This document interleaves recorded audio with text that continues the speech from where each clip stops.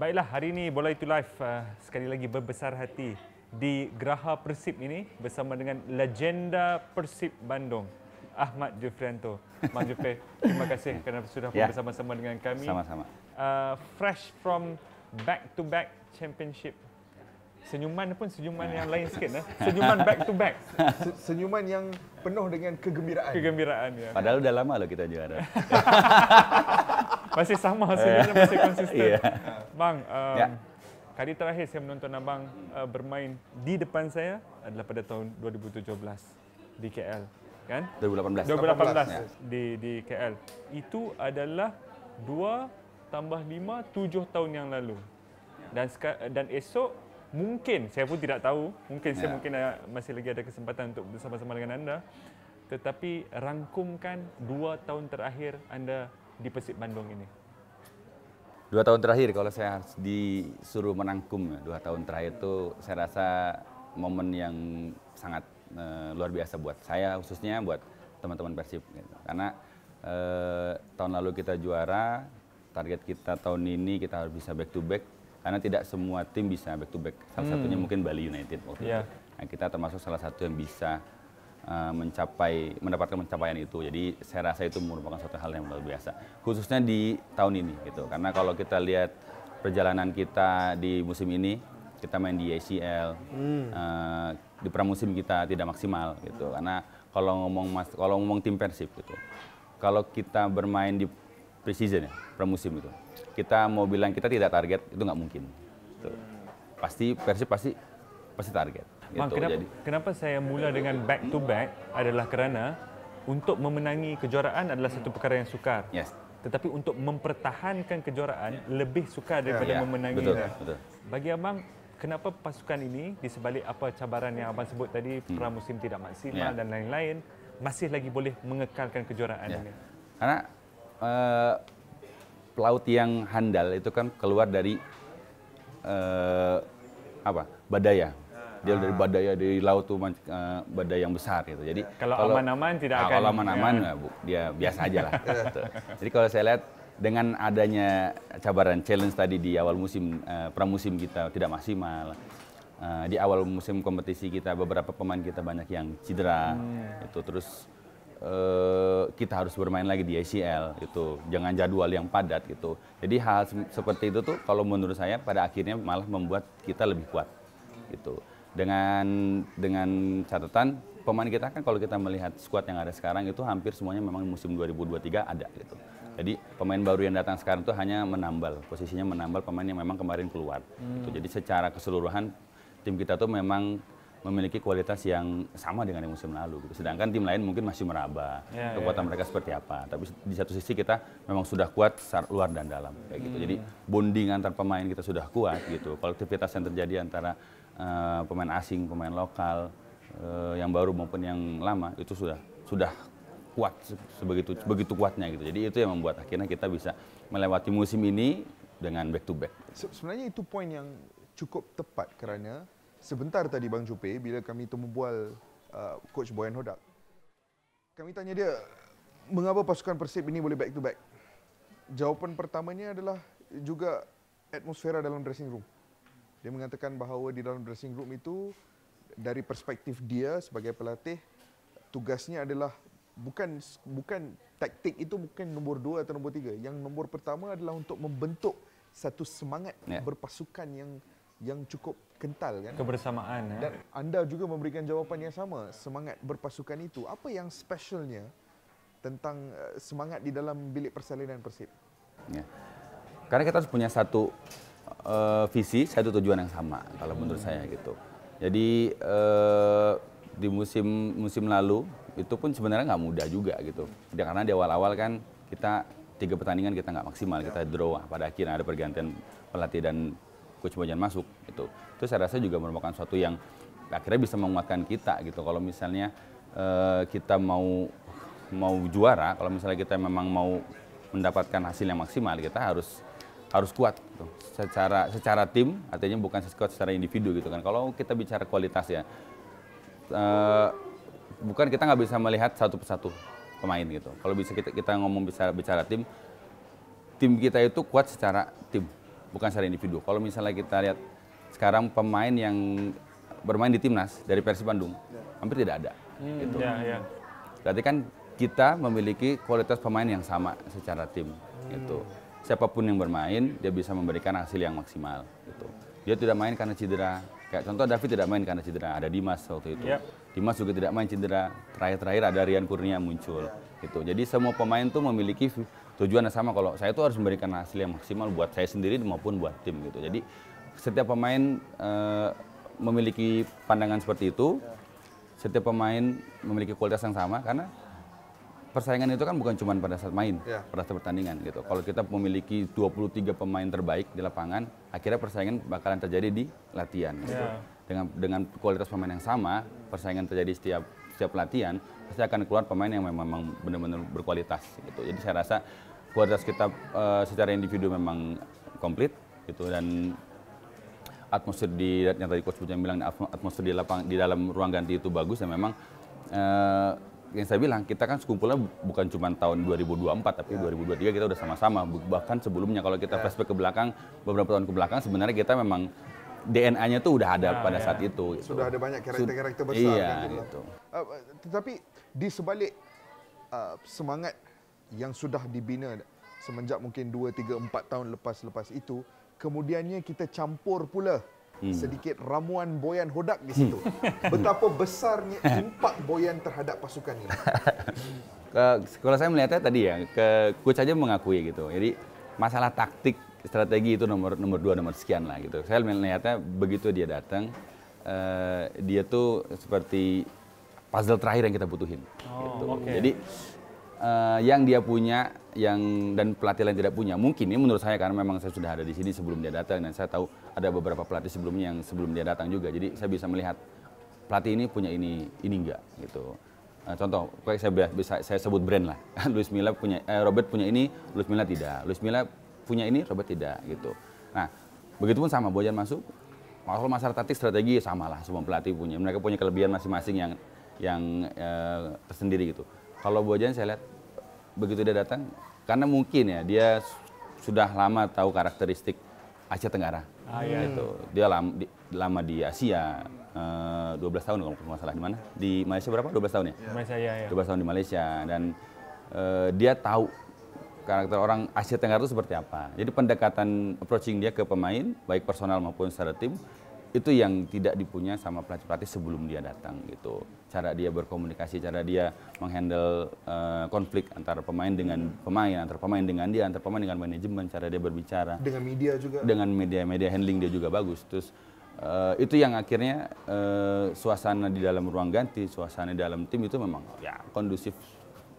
Itu yang dibutuhin kita selama ini gitu. Jadi akhirnya Klopp juara. Seberapa cepat masa yang diperlukan oleh pemain-pemain Persib Bandung musim lalu untuk Bang Juppe sebagai seorang pemain senior lihat ini sudah Klopp nih, seperti kata Bang Juppe tadi. Seberapa lama waktu yang diperlukan? Enggak butuh waktu lama. Tak lama, Enggak butuh waktu lama. Sebab daripada, kalau tak silap saya, daripada yang diambil tadi, coach bagi tahu pada ketika itu Persib Bandung di peringkat ke-16. Ya, 16. Dan seterusnya sampai ke juara. Tidak lama masa yang diperlukan oleh... Sebenarnya kalau kita lihat klasmen ya, memang kita ada di 16 itu. Tapi kalau kita lihat poin, mata ya. Tidak terlalu jauh. Tidak terlalu jauh sebenarnya. Memang pada saat itu kalau kita menang 1 kali pun kita udah bisa naik. Kita atau bisa menang 2 kali, apalagi menang 2 kali, 3 kali kita pasti di atas. Karena memang itu kan baru 3 pertandingan. 3 pertandingan atau berapa pertandingan pergantian. 3 pertandingan kalau nggak salah. Masuk Pak Yaya 5 game. Baru 5 game, tapi pemain tim-tim lain pun poinnya nggak terlalu beda jauh gitu. Jadi kalau ditanya seberapa lama waktunya, memang tidak lama gitu. Salah satu aspek yang paling saya dan Faiz selalu berbicara tentang adalah bola sepak Indonesia dan juga budaya supporter di Indonesia. Saya dan Faiz membesar dalam budaya supporter di Malaysia yang sedikit berbeza, tetapi sudah bertahun-tahun kami ada apresiasi untuk budaya supporter di Indonesia. Anda Juppe sudah bersama dengan Bobotoh untuk bertahun-tahun. tadi kami tanya Beckham Putra tentang Bobotoh, kami sudah tanya Boyan tentang Bobotoh. Ini adalah sekumpulan penyokong ataupun supporter yang memiliki semangat yang sangat luar biasa, yang mungkin jika kita pergi ke mana sahaja di Asia, sukar untuk kita cari. Bahkan dulu, bahkan dulu Michael Essien pernah datang ke studio Astro untuk menjadi pandit, menjadi pandit untuk EPL. Saya sempat menemu bual Michael Essien. Dia pernah bermain Klasiko, dia pernah bermain Milan Derby, London Derby, melalui London Derby, dan saya tanya dia suasana bola sepak paling luar biasa yang pernah anda alami di mana? Dia kata di hadapan Bobotoh. Bagaimana itu bisa terjadi? Mengapa Bobotoh sangat luar biasa? Itulah budaya di sini seperti itu. Gitu. Dan sebenarnya salah satu daya tarik utama setiap pemain mau main ke Persib itu Bobotoh itu sendiri. Termasuk saya waktu itu. Saya mau masuk ke mana? Mau masuk Persib. Yang jadi perhatian saya waktu itu, penasaran lah saya. Kenapa kok Persib tuh nggak juara-juara waktu itu? Dengan dukungan supporter yang luar biasa, finansial yang kita tahu Persib selalu tidak punya masalah. Setiap tahun targetnya pasti juara. Jadi itu yang jadi rasa penasaran saya. Kami waktu itu saya ada beberapa pemain yang lain. Kenapa ini kok nggak bisa gitu dengan dukungan yang seperti itu? Kalau gitu. dilihat di atas kertas tak mungkin kan? Iya, mungkin tak bisa. Setiap kita main ke Bandung, waktu itu masih lawan ya gitu. Itu pasti kita tuh kayak yang ada sesuatu yang menteror diri kita gitu pada saat main gitu. Berarti kan di satu sisi untuk tim yang bermain, untuk tim tuan rumah, untuk Persib sendiri itu pasti dukungan yang luar biasa buat dia kayak gitu. Itu yang pengen kita rasain waktu itu. Dan ternyata begitu kita masuk memang seperti itu. Ya mereka gila gitu. Sebelum ada larangan away seperti sekarang ya. Kalau dulu kan masih bisa away. Kalau sekarang masih ada larangan kita Bobotoh tuh nggak bisa away. Tim away nggak bisa datang ke kandang lawan itu pasti mereka penuh. Pasti penuh. Contoh kayak waktu saya masih main di Persita 2005 kalau nggak salah. Kita Persita main lawan Persib. Kita main di kandang. Kalau kita main lawan tim lain, ungu karena Persita ungu. Tapi saya main lawan Persib semua biru. Di kandang saya Persita. Semua biru. Ini macam mana? Tapi itu faktanya, itulah yang menjadi daya tarik tersendiri buat Bobotoh. Saya cukup curious, sangat curious ya. Kita hidup dalam dunia di mana sekarang ini bola sepak moden kan ada satu peperangan di antara penyokong dan juga mungkin bola sepak. Kalau dulunya orang selalu cakap bola sepak itu milik rakyat. Tetapi sekarang kan milik elit. Kita pergi ke Eropah, kita pergi ke Timur Tengah, bola sepak itu sudah milik golongan elit kan. Jadi sudah ada sedikit saya bergeser lah. Sudah ada sedikit gap di antara penyokong dan juga kelab kan. Tetapi di Indonesia dan khususnya di Persib, hubungan di antara kelab ataupun institusi bola sepak ini bersama dengan pendukung itu masih sangat erat. Ya, bagaimana itu bisa dilestarikan? Di tahun 2025 bola sepak moden, bagaimana itu masih lagi berlaku? Ya, sebenarnya itu yang tadi bilang budaya, karena itu pun terjadi kan sebenarnya bukan cuma di klub ya, di timnas pun seperti itu. Timnas ya. Iya, itu. Dan ya mungkin orang Indonesia juga banyak. Kita 300 juta jiwa kita, kalau kita misalnya bandingkan dengan Malaysia kan jauh perbedaan. 10 kali lipat itu. Iya, jadi kecintaan mereka sama klub itu seluar biasa itu karena memang kalau menurut saya mereka memiliki rasa yang rasa memiliki terhadap klub tersebut gitu. Cuman kalau saya mau melihat ke depannya nanti kalau misalnya sebisa mungkin mereka juga bisa menghidupkan klub tersebut gitu. Jadi kalau mereka bisa berpikir untuk datang ke stadion itu kan mereka pasti masih beli tiket. Nah, tiketnya itu kan bisa untuk menghidupkan kita juga kayak gitu. Dan saya melihatnya Bobotoh dan Persib klub dan supporter itu sendiri memang harus jalan bersama-sama. Mereka nggak bisa jalan Bobotoh mungkin di depan, Persibnya di belakang, atau Persibnya di depan atau Bobotoh di belakang. Karena ada di momen misalnya kita ada di bawah, mereka kan juga pasti merasa sedih. Kita sedih, mereka juga sedih. Pada saat kita memang ada di atas, kita senang, mereka juga pasti senang gitu. Makanya kita memang harus berjalan seiringan. Dan saya rasa budaya yang diturunkan sama penerus-penerus dedengkot supporter pada saat itu tuh yang masih bisa sekarang dilestarikan sama Bobotoh sekarang itu. Saya rasa ya itulah kegilaannya Bobotoh. Bang Jupe, saya mau tanya ini. Selain daripada bobotoh, saat Bang Jupe mengenakan seragam biru itu dan bermain untuk Persib Bandung, apakah yang membahagiakan anda? Membahagiakan saya. Ya. Tidak semua pemain bisa main di Bandung. Gitu. Tidak semua pemain bisa main di Bandung, tidak semua pemain bisa lama bermain di Bandung. Saya rasa itu jadi kebanggaan tersendiri buat saya gitu, dan Itu tak mudah sama sekali ya. tidak mudah sama sekali. Dengan penyokong yang ramai, datangnya tekanan, pressure daripada mereka, itu tak mudah sama Bermain sekali. tim terbesar di Indonesia dengan dukungan supporter yang luar biasa, yang banyak luar biasa. Kalau kita bandingin kita dengan Persija aja gitu, total misalnya followers, kita bandingkan di followers di Instagram lah itu, setengahnya kita lebih besar dari mereka. Itu kan luar biasa gitu. Kita tak boleh menutup tirai perbualan hari ini tanpa membincangkan sedikit tentang Kuala Lumpur. Iya. Saya Part masih- ni yang saya suka ni. Saya, Part ni saya masih lagi ingat itu teman kita di situ, Aun Rahman. Ya. Aun 2018, ketika itu saya masih tidak kenal dia. Ya. Sama, saya juga belum kenal. Tetapi ketika itu saya terjumpa artikel yang ditulis oleh Aun ketika Jupe bermain bersama Kuala Lumpur. Artikel itu ibarat satu surat cinta daripada seorang pendukung kepada A love letter. pemain kegemarannya. Dan apabila saya membaca artikel tersebut, sejujurnya saya cukup terharu. Dan kemudiannya saya menonton Jupe beraksi di Kuala Lumpur secara konsisten. Apa memori yang Jupe ada yang special tentang pengalaman beraksi di Malaysia bersama Kuala Lumpur? Kalau ngomong masalah Kuala Lumpur ya, itu, proses saya ke sana pun itu udah lucu gitu. Karena sebenarnya ceritakan ini yang kita mau tahu. kalau cerita di sini, ini satu-satunya yang saya ceritain. Oh, okay. Mantap. Eksklusif hanya di Astro. Enggak, jadi sebenarnya tuh komunikasinya udah lama dengan Kuala Lumpur. 2017 itu akhir musim itu memang mereka satu-satunya tim dari luar yang apa ya, lumayan serius. Dia sangat serius. Bahkan waktu itu Datuk Nokman, ya. nah, dia datang ke Bandung. Waktu itu datang ke Bandung, dia dengan anak presiden waktu itu Afik berdua. Dia nonton game terakhir dengan Serui kalau nggak salah. Waktu itu masa itu kita kalah 2-1 atau berapa waktu itu. Dia nonton hujan besar. Itu dia datang, dan sebelumnya udah ada komunikasi sudah. Mas, kita mau datang, kita mau nonton game. Oke. Dia datang ke stadion. Terus habis game, pas game, saya pulang. Saya pulang. Mas, kita bisa ketemu nggak? Siapa? Pak Datuk Noman ya, sama Afi. Kita bisa ketemu nggak? Saya di hotel ini. Kita jumpa lah sekejap gitu, malam itu. Akhirnya, oh saya ada acara, saya harus pulang malam ini langsung gitu.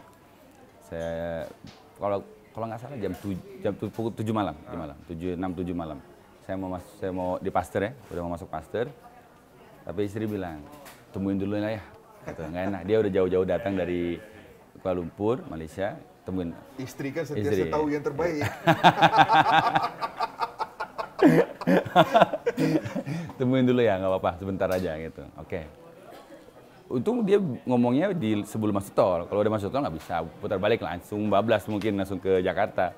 Tapi istri bilang saya putar balik, saya check in satu malam karena jumpanya besok paginya. Check in, tidur, pagi dia datang di hotel di Bandung. Kita ketemu, bicara, bincang. Oke. Bicara ngobrol-ngobrol sampai masalah negosiasi dan lain-lain gitu. Tapi oke, nanti saya bagi kabar gitu, karena saya masih ada kontrak, saya harus diskusi dengan keluarga. Di saat itu dan masih ada kontrak? Masih ada, Ya, okay. masih ada kontrak. Akhirnya oke, selesai ketemu, mereka pulang, saya pun pulang. Tapi komunikasi masih lanjut. Cuma saya putusin kalau saya nggak bisa, saya masih mau stay di Bandung waktu itu. Oke mas kalau gitu. Tapi dia punya pre-season kalau nggak salah di Jogja.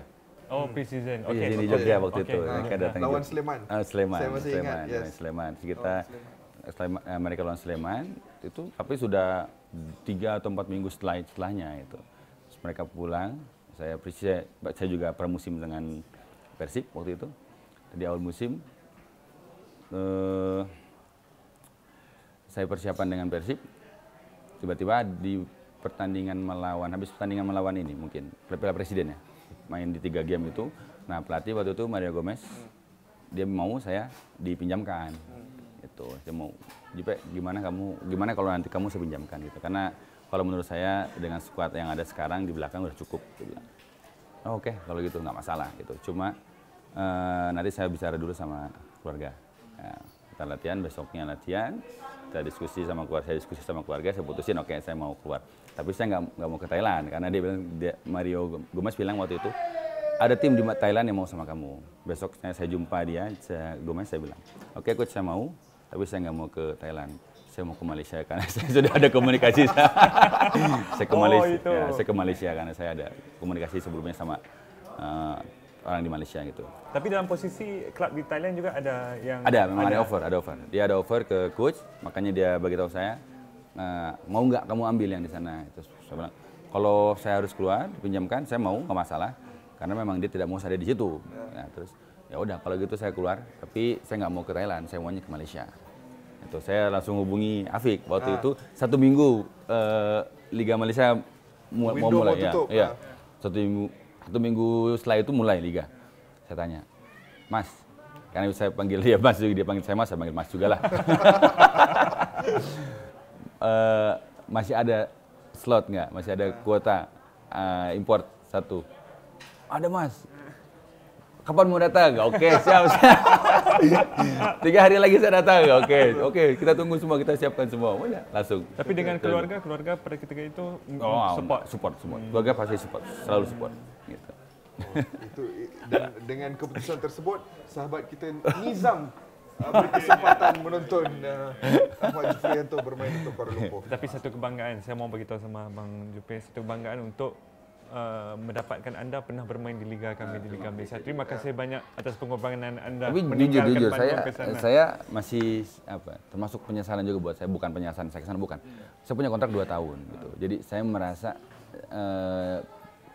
kurang satisfied lah sama performa saya di sana gitu kan. Di tahun pertama sedikit struggle lah waktu itu kalau menurut saya. Tahun kedua pun sama, karena khususnya tahun kedua karena saya di awal musim cedera waktu itu. Jadi saya merasa saya masih mau, kalau bisa tuh saya masih mau memberikan lebih waktu di sana gitu. Karena nggak semua pemain tuh punya momen bisa bermain di luar kan gitu. Waktu itu di usia saya waktu itu di 31 kalau nggak salah, saya punya kesempatan untuk bermain di luar negeri. Kenapa nggak saya bisa maintain lebih lama lagi? 31 gitu. Lagi prime-nya kan? Iya gitu. Kalau cuma kecederaan lah.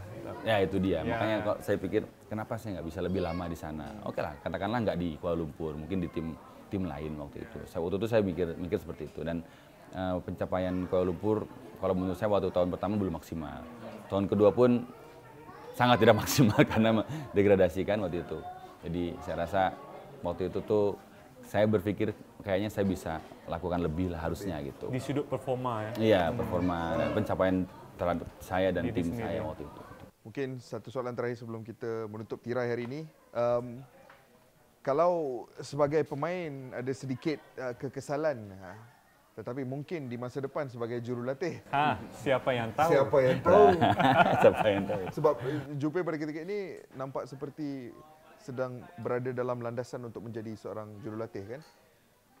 Jadi waktu itu tawaran dari coach kan memang tahun lalu kan, masa 2023 gitu. Jadi mau nggak kalau misalnya kamu saya jadikan player coach gitu. Yeah. Kamu masih bisa bermain tapi kamu juga mengasisten saya gitu. Dan saya berpikir kenapa akhirnya tawaran itu saya terima gitu, karena di usia saya sekarang ada 2 hal yang harus saya pikirin.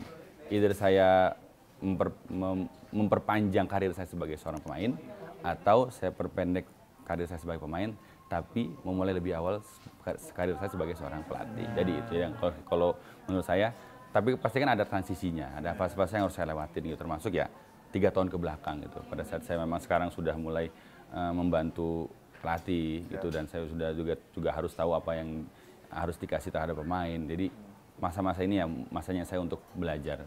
Udah mulai menikmati itu, Mas? Harus menikmati. Itu ya, semangat Jufriyanto. Ya. Terima kasih. Sama-sama. Terima kasih banyak. Bersama kami dalam Bola Itu Live, ini Bola Itu Live special bersama dengan Ahmad Jufriyanto.